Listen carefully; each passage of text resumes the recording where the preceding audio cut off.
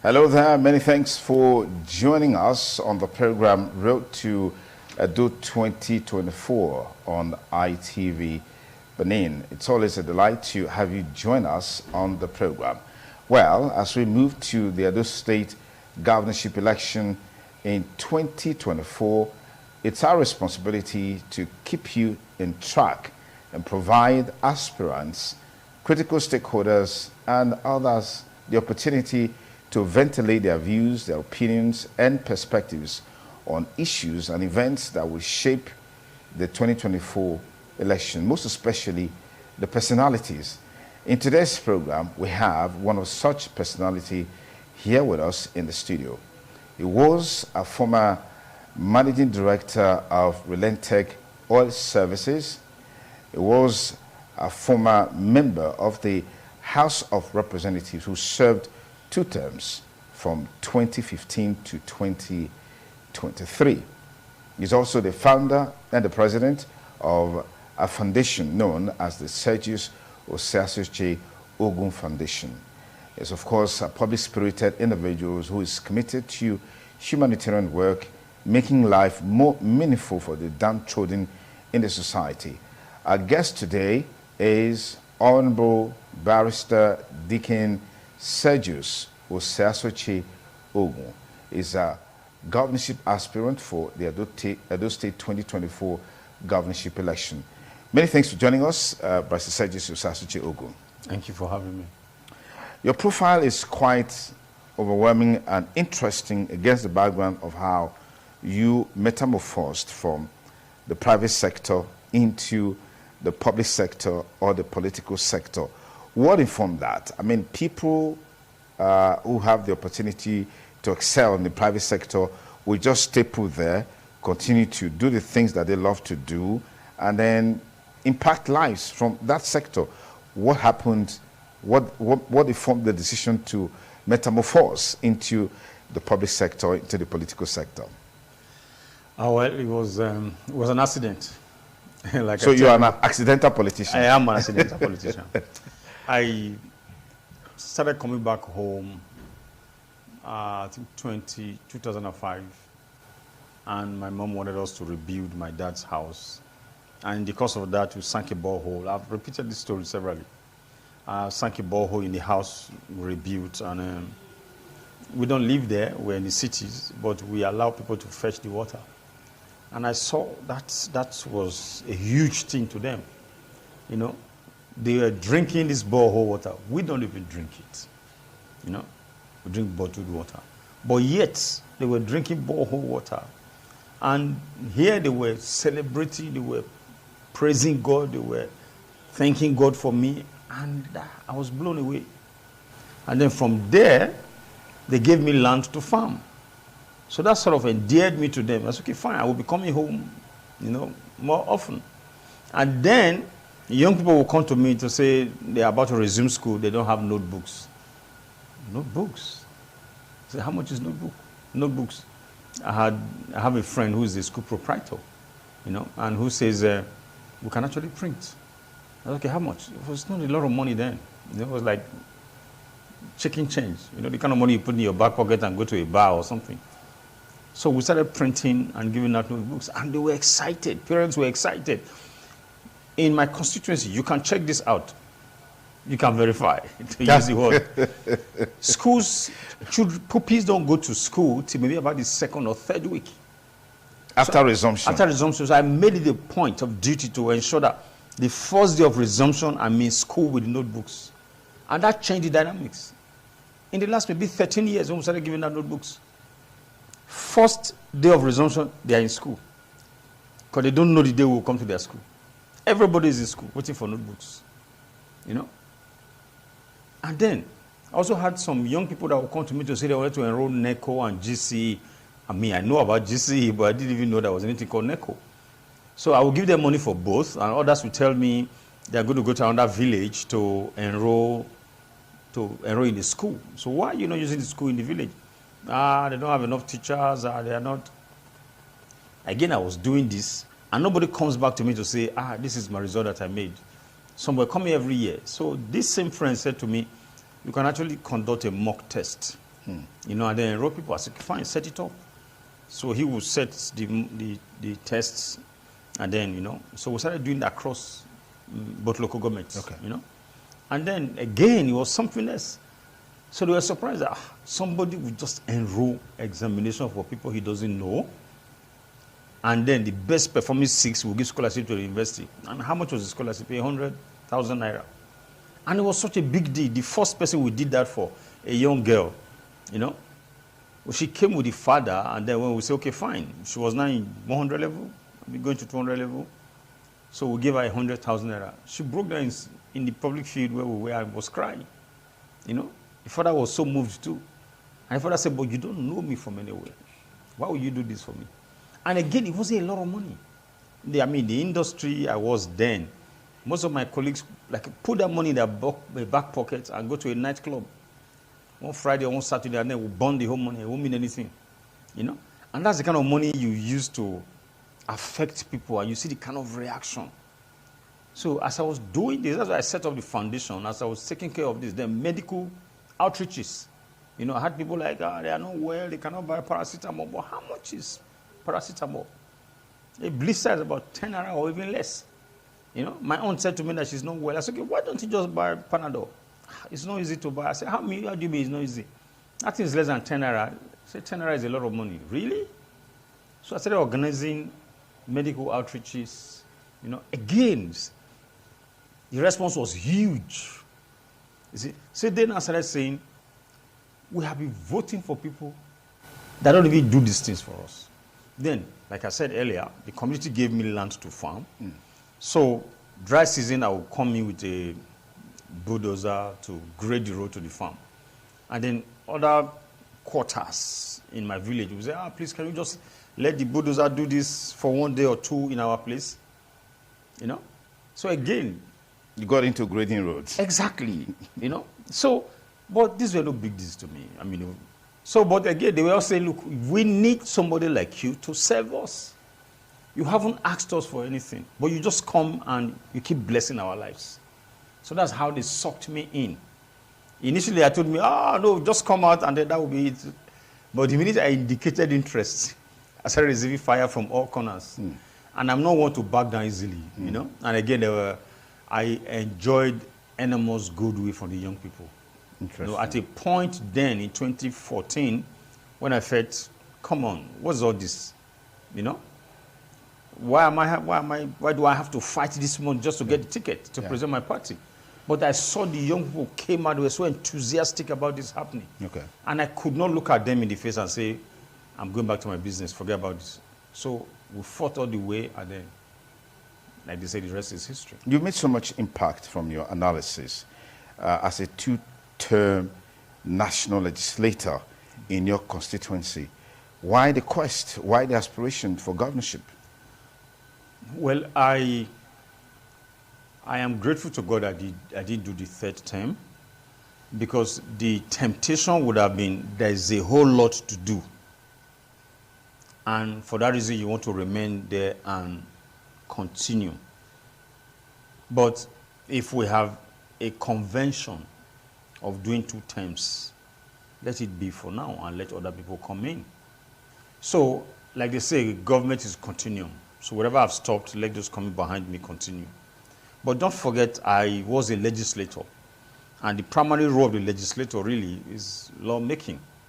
You know, but we delved into the executive arena of fixing roads, building primary healthcare centers, building primary schools and secondary schools. You know, even doing lights, providing street lights and all that.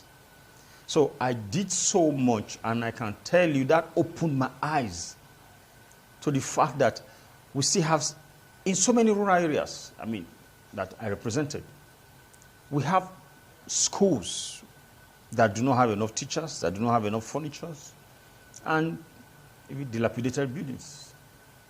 And I know this is the responsibility of the executive, really. So whatever we were doing, it was just remedial. It was an ad hoc intervention at that level. And as a governor, working with the local government chairman and authority, I believe we can do more. maybe our past governors grew up in the cities, so they don't really know what's happening in the rural areas. But from what I know there, they don't feel the government. They don't feel the presence of government. There are communities that you see go in today, there's no light, there's no water, there's no school. You know, I took primary healthcare centers to 2 very remote communities in my local government. Oloshi and Akocha. They are farmers. Most of them are not even Esan-speaking people. But they reside here. Once I went to Akocha, one of the local government chairmen from my village really took a primary school there. So as I was campaigning there, and I told them, you don't have a healthcare center? They said they don't have. Before I was elected, they came to appeal to me that they hear that I do stuff for people. They came to my foundation office in Ubiaja, that they have a bridge that takes them, that can take them out to Delta, you know, but that they need me to help them do the bridge. So I gave somebody in the community money to buy the wood. That's what they told me. They needed wood. I think they ate the money. So I was pissed. But someone else told me that's not all. If you go there with a bulldozer and level the hill, that they can nail some woods? No, iron. No, the guy said we'll bring iron and iron bars and angle iron. And then before you lay woods on top. It was going to be more expensive. I told the guy, fine, if you can do it, go ahead. And the guy did it. And they were blown away. So wow. After eating the money, you still committed resources to get the bridge done? Yeah, because they came back, elders there came back to beg me. And I didn't think it was such a big deal. But someone else said, look, what they were going to do before will not work. Let's do something that can stand the test of time. Okay. So, and I did that for them. And then there was an issue that they usually come to Udakwa market to sell stuff. But now with this road, they were going to Delta State. And they said they used to collect the people in the Ubiaja Agris used to collect money, the produce people used to collect money from them every day as they go out with their produce. But now they were going to Delta, they were not paying anything, you know. So they thought I came to save them. But once I asked them, so how, when your wives, when the women here want to deliver, how do they manage? No, a midwife, we have a local midwife that will help. Otherwise, you know, at times at childbirth, children will die. Okay, what about if you are bitten by a snake? Oh, well, that person will just die. I was touched, you know. These are human beings. Yeah. And every life really matters. So I took a primary healthcare center. We are furnishing it right now. And there are so many things like that. And that's really, like I said, it's not the work of a legislator. Okay. Let's take a look at the governance issue. You've had the privilege and the opportunity to represent your constituents at the National Assembly level, where you've done a whole lot of things.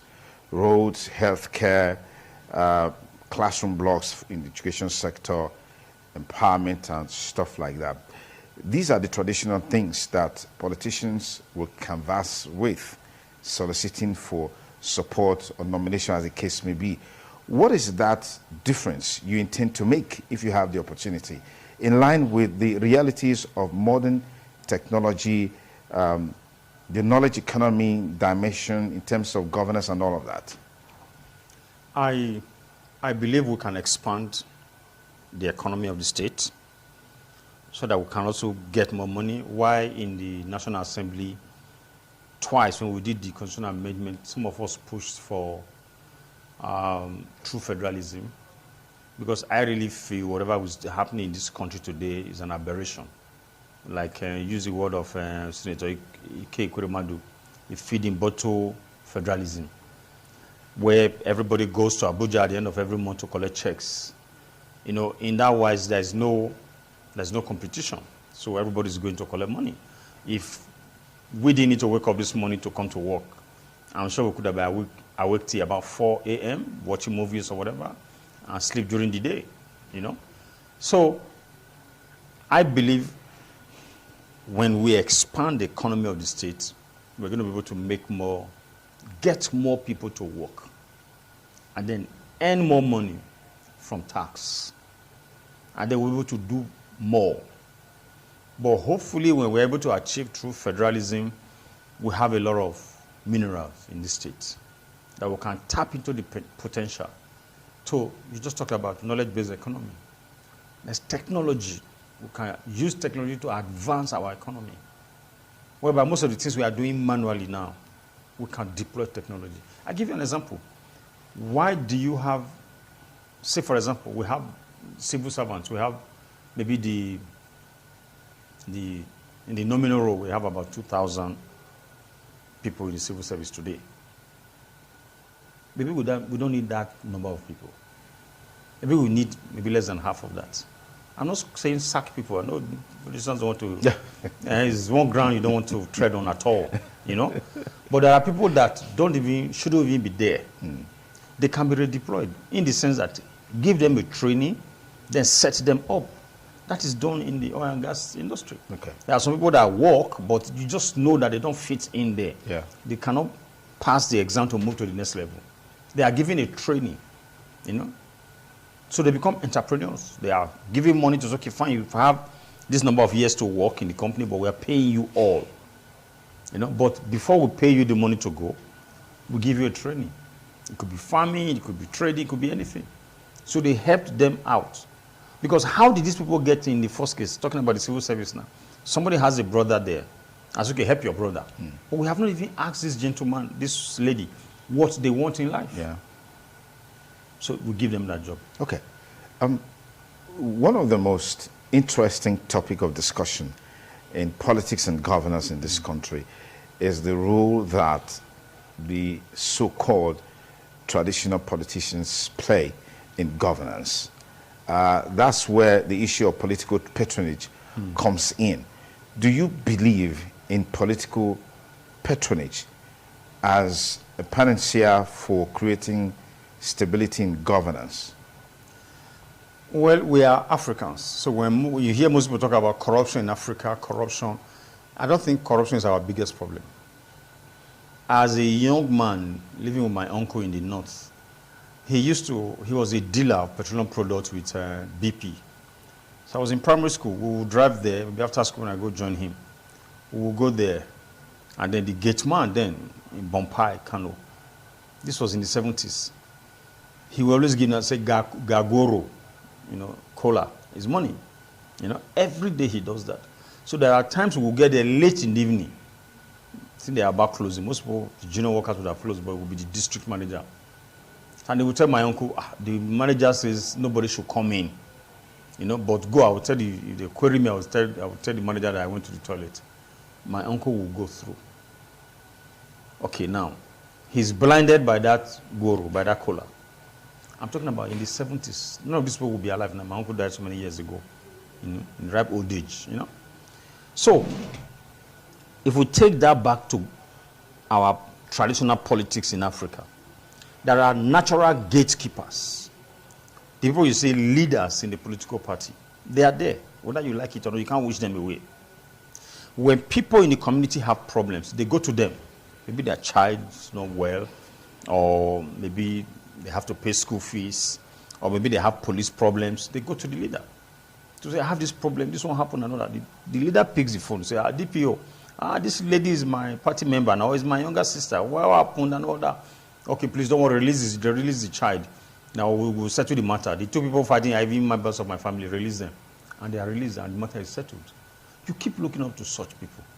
So if such people can get you votes, of course they expect something in return. Is this all about votes? Because these people you're talking about, often in time, they get jobs, they get contracts by virtue of their standing within the political delineation, don't get these jobs delivered.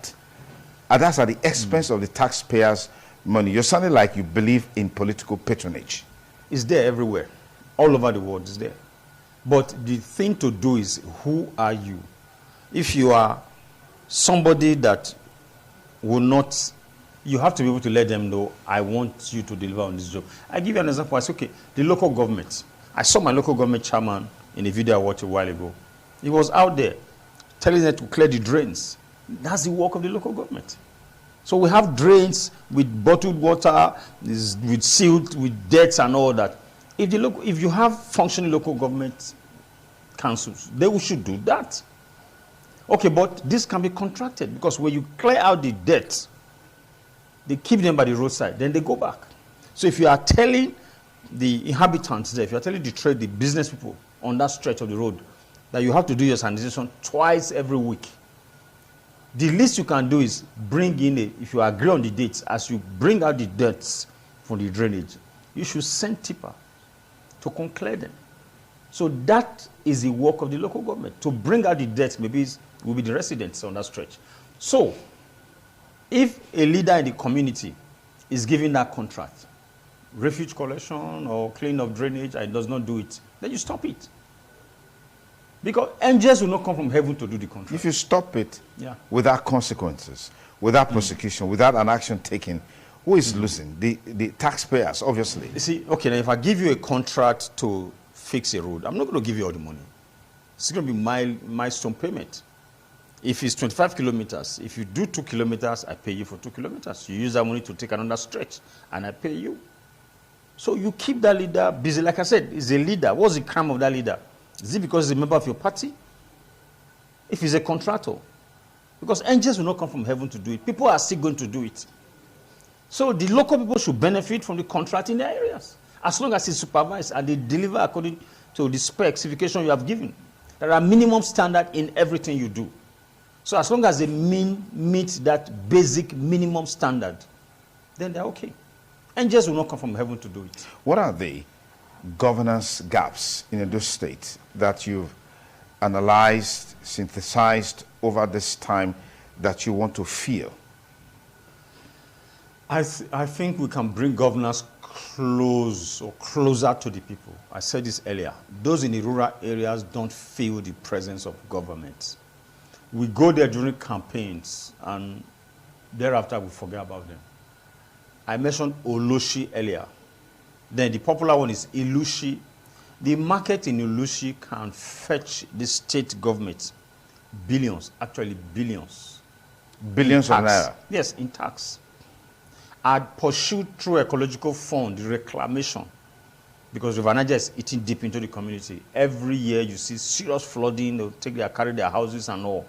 If we can just, through the ecological fund, that's it on, I'm sure they will do it anytime, reclaim the place.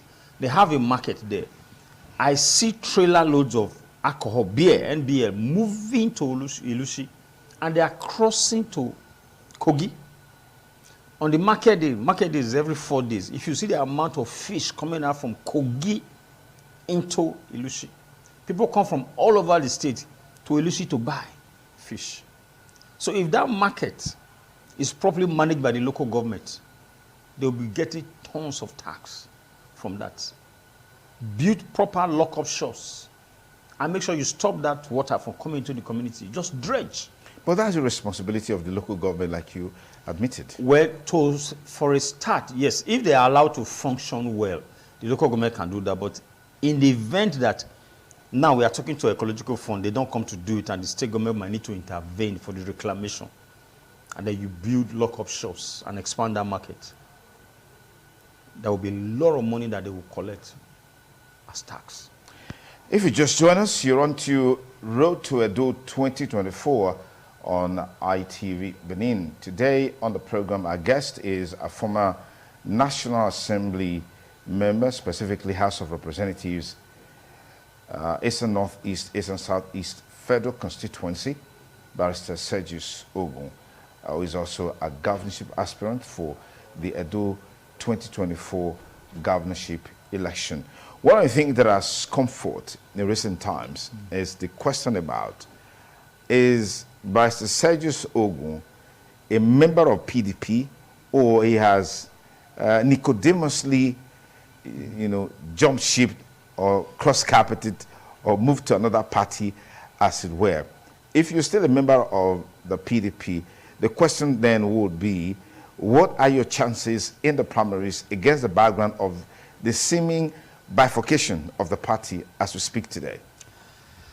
Well, I'm a member of the PDP, and I committed member for that matter, a member of NEC, and I served the PDP. If you check among the 359 members in my 2 terms, nobody could shout me down on the floor of the House when anything has to do with the PDP. You can ask any member from 2015 to 2023. I was so passionate about my party. Well, June last year, I endorsed the candidacy of Peter Obi and I became obedient. Isn't that anti-party? Obedient Isn't that an anti-party activity? No, well, something resulted in that. I did not believe that a Fulani man should succeed a Fulani man. That was the reason Goodluck Jonathan was voted out. They claimed that Obasanjo did 8 years. Jonathan was going to had done 5 years. He was going to do another 4 years, it would be 9 years. The North would have been in power for just 3 years. So they fought and they removed him. So if you have a Fulani man, then not forgetting that Obasanjo was a Yoruba man, or rather he's a Yoruba man, okay, and Jonathan is an Ijaw man. Obasanjo from Southwest, Jonathan from South-South. Well, these ones are not just, they are same religion, same ethnic group, the Fulanis. Okay. So I didn't think it was right. I think something went wrong in the primaries. And I had said we should zone to the south. And more so, micro-zone to the southeast. And I think the party didn't manage that well. So I felt, as a Nigerian, that I have young children in the system, that we should do the right thing. So that is why I supported that movement, you know. And for me, no regrets at all. And if you remember, most of the leaders of my party in this state did the same thing. Did the same thing would mean that they voted for Peter Obi, or did they support the PDP candidate? Why some didn't support the PDP candidate? Why some of us were even obedient and we were not quiet about it? Some of them nicodemously voted for APC at that time. Well, these things happen in political parties. The very man they were asking us to vote for that time had left the party twice to run on another platform. You know, twice. And if he brought down, somebody brought down the party in 2015 when he left with 5 governors, left Edo Square with 5 governors to go join or form the APC. So, which one is anti-party there? So what's your expectation in the party primaries? Is it the PDP now, or... Well, I assume we will have a free and fair primaries in February. Well, there are some endorsements going on. By the special grace of God, we are going to be alive then. Like they say, if you do anyhow, you get anyhow. So if they go there and do the wrong thing, we'll do them the Peter Obi thing, you know. Which is to work against them. Yeah, of course. Of course. Just do the right thing. If you believe you have an aspirant that is popular, let's go to the field. Like the Hausa man will say, Gapili Gadoki. You say a horse can run. There's field now, let the horse run. So no need to mismanage it. But if you go there and cook the process, then like I said, we'll give them water. Okay, thank you very much, Honorable Barrister SERGIUS OGUN. It's a delight to have you join us on the program. Thank you for having me. And we wish you the very best in your political aspirations going forward. Thank we you. hope that you have the time to be with us again on this program as we make progress with activities and events that will shape Edo 2024. Just remember that even if you're a party member or a stakeholder, a civil society organization, or a leader in the civil society organization, whatever categorization you belong to, you can be here with just a minimal fee. And let us know your views and your perspectives on the build up to Edo 2024. The program returns on Friday with Egosa Agbolaho. Watch out for our next guest on the program. I want to say big thanks to everyone that made the program a huge success. I'm Sonny Duke Okosun, thanking you for staying with us on Road to Edo 2024 from Barrister SERGIUS. Thank you. Thank you again for coming around. Okay, have a beautiful week ahead, and bye for now.